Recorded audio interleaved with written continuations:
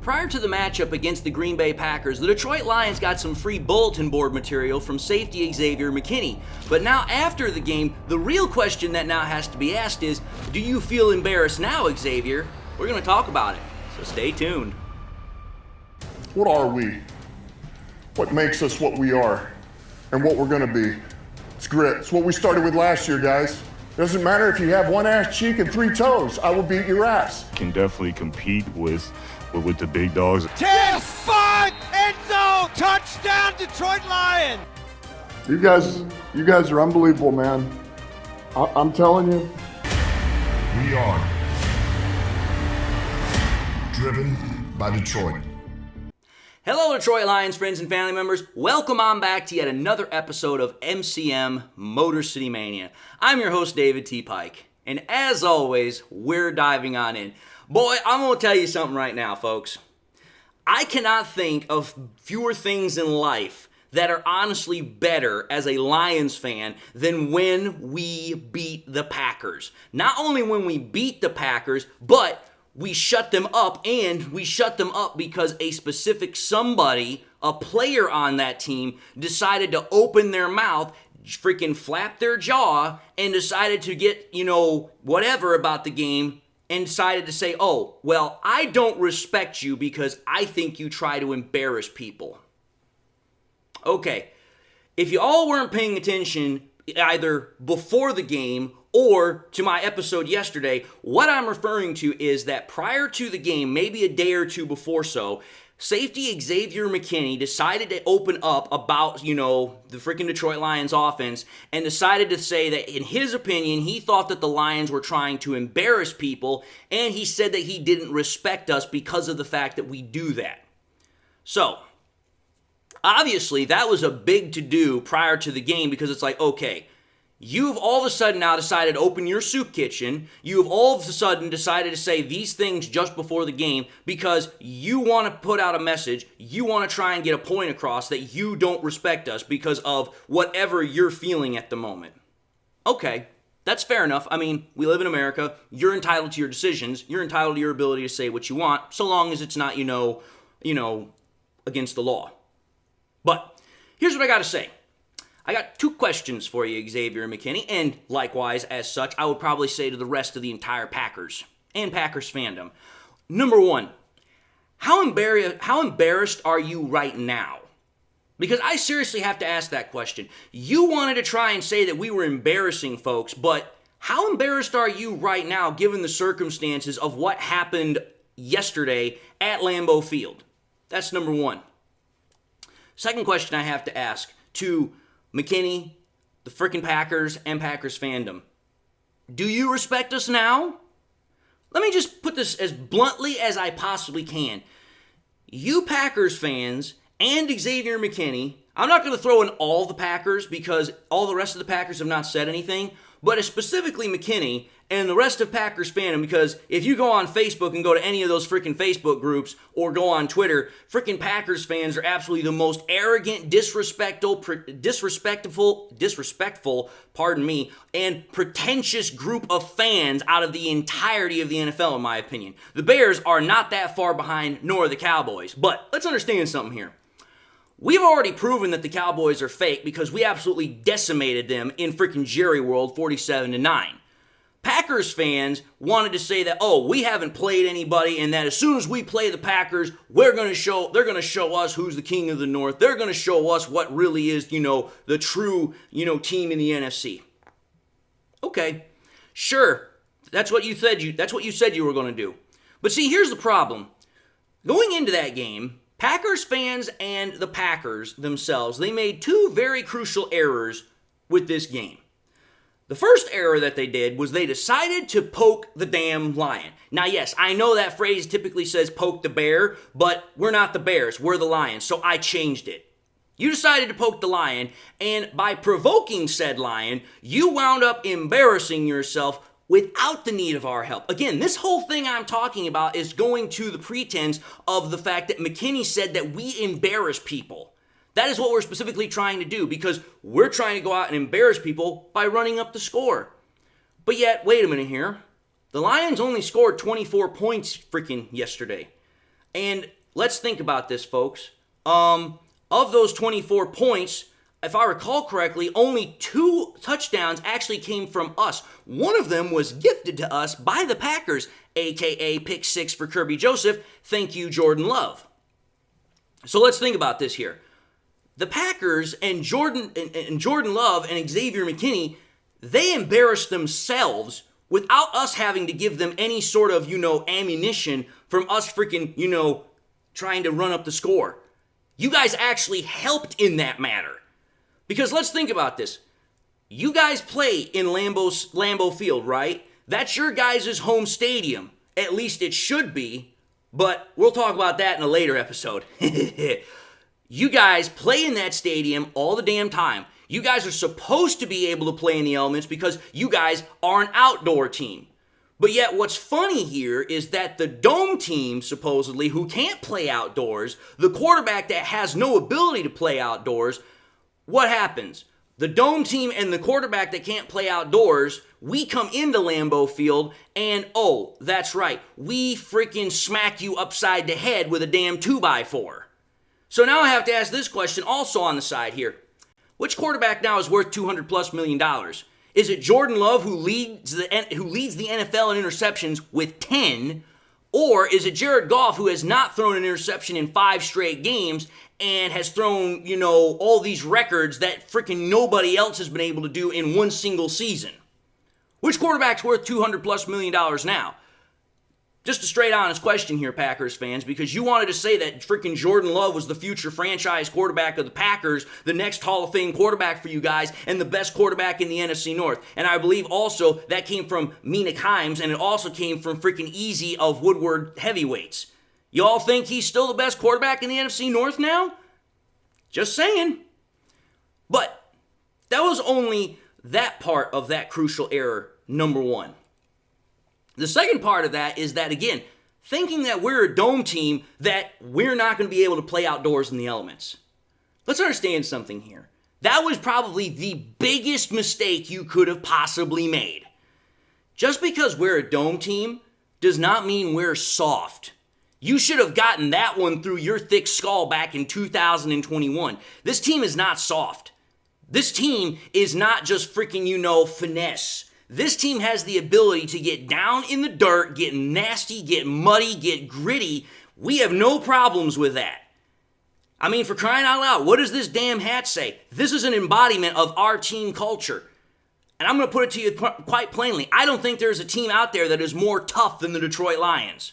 I don't think there's a team out there that plays with more grit, more nasty freaking, passion than the Lions do. So just because we're a dome team, you just naturally think that we're just going to walk into freaking Lambeau when, oh yeah, that's right, it's rainy, it's windy, it's cold, it's miserable, and somehow we're just going to fold up shop because we're not in our safe little dome. Okay, fine. You think that way, but then when we come out and we beat you, and it pretty much looks like that we were able to beat you pretty solid, pretty handedly, without very much of a worry, that's what happens when you underestimate us. That's what happens when you think you guys are more tough than us and you guys are just going to rely on the elements to help you win the game. That's what happens. So like I said, that was error number 1. Underestimating us in a very poor way. But the second thing that you made a crucial error on was thinking that even without the elements that you were somehow the better team. Because you guys wanted to tell us, oh, we're going to show you that we're the best team in the NFC North. We're going to show you that we can beat you, that you guys are not really the true leaders of the NFC or the NFC North. Okay, you want to know what you Packers fans actually really got to see last night from your team, the Packers? You want to know what you really actually were able to show us Lions fans and the Lions too? You showed that an outdoor team beat a dome team missing 3 of our top players. Think about it. Aiden Hutchinson wasn't playing, Jameson Williams wasn't playing, and oh, by the way, you got a freaking nice little break from the NFL by freaking Brian Branch being ejected on a bullcrap call. Yes, I know Brian Branch hit a player in the head, but that has never happened to where it's just been, oh, hey, first time it's ever happened, we're going to freaking eject the player. Really? That never happens. Only to the Lions does that happen. So think about it. You guys freaking went up against us outdoors in absolutely crappy elements. We had 3 of our starters missing.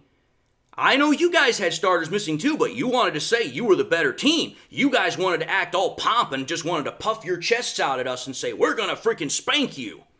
Okay, so we come into this game, we're down 3 key starters, and on top of that, the game's nasty, it's at your home field, and you guys are going to show us up and tell us who's the best team in the NFC and the NFC North. You guys are going to show us that you're the true kings of the NFC North.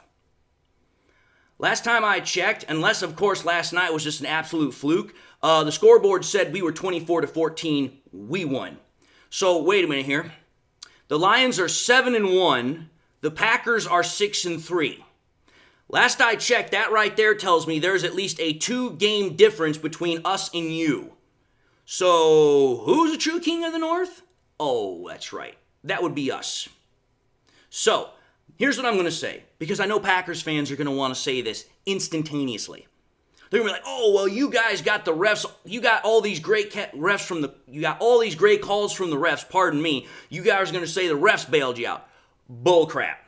Bull freaking crap. I don't want to hear that nonsense. How many freaking games have the refs bailed you out? I seem to recall a game where we played against the Packers, what was it, Sunday night, Monday Night Football, when we had the 2 fake 15-yard penalties, hands to the face on Trey Flowers, when at best, the freaking hands got nowhere close and were right here at the throat, which that's not hands to the face.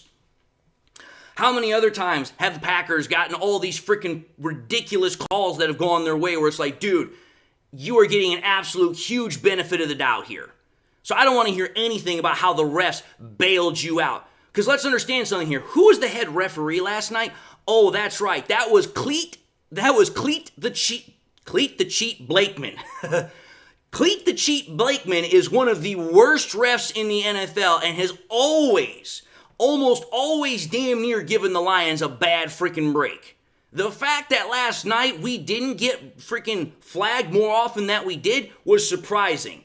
But on top of that, here's what was more surprising. We, as the Lions, and I actually shouldn't say surprising. No, it wasn't surprising. It showed how good of a team we were. Rather than putting ourselves in positions to where Cleat could actually do something to try and turn, the game around and give you Packers fans something to work with, we played damn near clean football. We were penalized, I think, 5 times last night. 2 of those were on one specific play. So if we take out the whole Brian Branch nonsense, which should never have happened in the first place, we really are only being penalized 4 times rather than 5. So again, you guys had a referee that has a history of being completely unfair and controversial to the Lions, and you still lost. And I know if that doesn't get you guys wanting to say something, you guys are going to want to say, oh, well, we still are the best because we have all these trophies. We have all these division championships. I'm going to tell you this right now. You can take those freaking trophies, you can take your division championships, and you can shove them where the sun don't shine. Nobody gives a crap about what happened back in freaking great-grandfather's era. I don't care. Nobody cares. The fact that you guys always freaking jump and fall back on that stuff whenever you guys lose an argument shows just how bad you guys are able to have kind of conversations like this. Because whenever it comes down to it, you guys always want to say, oh, well, we're the freaking best team in the NFC North because of our historical record. There's a reason why it's called a historical record. It's in the past. Nobody gives a damn about it. The only thing people give a damn about is the current present day moment. And the current present day moment shows that, oh, that's right. You're not the kings of the NFC North. That would still be us. Running on 2 years in a row, mind you. And the final thing I want to say here is that, again, I detest Packers fans and Bears fans almost in equal measure because not only do you guys think that you somehow have the better team, but that you somehow have the better quarterback. See, everybody knows I'm a Goff fan. But the fact of the matter is that I have a very good reason to be boastful about this because I have literally since the very beginning pretty much been advocating about how good damn Jared Goff is. And the fact of the matter is that when you have people, Packers fans and Bears fans, who want to say, oh, well, Jordan Love's going to be a Hall of Fame quarterback when, oh, that's right, he is now on his second year as a starting quarterback and he leads the league in interceptions. And then you have Bears fans that want to say Caleb Williams is somehow going to be this next GOAT. And right now, what is it? The Bears are 4-4. Here's the reason why I'm going to bring this last little bit up here. Because again, going back to the fact that the Packers wanted to say that, oh, since Goff can't play well in the elements, just like the Lions can't, we're going to win. Okay, how did Goff do last night? Oh, that's right. Goff went 18 of 22 for 81.8 completion percentage rate, 145 yards, 6.6 an average a throw, 1 touchdown, 0 interceptions, 109.3 passer rating with an 89.0 QBR. Jared Goff, in those freaking conditions, wet 43 mile an hour freaking wind gusts, completed over 80% of his damn passes. That's from a dome quarterback. That's from a quarterback that wears gloves. Yeah, because I know you guys were all wanting to talk mad smack about Goff before the game, about how he was going to be the reason we were going to lose. Goff was one of the main reasons we won. But wait a minute here. How did your quarterback do last night? Oh, that's right. 23 of 39 for 59 completion percentage, 273 yards for 7 an average a throw, no touchdowns, 1 interception, which was a pick 6, mind you, and had a 69.7 passer rating with a 31.2 QBR. Oh, and just to add a little bit more salt into that wound for you Packers fans, your $200+ million next Hall of Fame Packer franchise quarterback has not had a single game this entire season that he's played and started in that he has had no interceptions. He has thrown an interception in every single game that he is suited up in. Which, like I said, Jared Goff has not thrown an interception for 5 straight games. So again, I just have one simple question here. Who's the best team in the NFC North? Who's the best quarterback in the NFC North and in the NFC, I might add, not only just the NFC North for team and quarterback? Oh, that's right. It's the Detroit Lions. So all I want to hear out of you Packers fans is you lost because you're inferior to the Detroit Lions. End of story. That's all you're allowed to say. Nothing else. But anyway, having said that, I'm going to end this episode and say thank you all for watching in another episode of MCM Motor City Mania. If you like what you saw, by all means, I highly encourage you all doing these 3 things. Like, comment, and subscribe. If by chance you subscribed and you have not yet had a chance to do so at this current moment, please do subscribe. But also, I want to highly encourage y'all, make sure you hit that bell notification icon so that way you guys never miss any more content that I push out. Also want to encourage y'all, please, make sure you guys share the content with your Lions friends and family members. Share it here on YouTube, share it on Twitter, share it on Facebook, share anywhere and everywhere you possibly can, because the more we can do that, the greater the channel has a reach, which allows us to bring in new content viewership. And with that, I just want to say, whether this is your first time viewing me or you've been a long time viewer, I hope you all enjoyed the content, and I hope you all got something out of it. I also hope that you guys are having a great day. I hope you got something in your life that makes you happy, makes you smile. God bless, my friends, and until the next time we meet, I'll see you all in the next episode.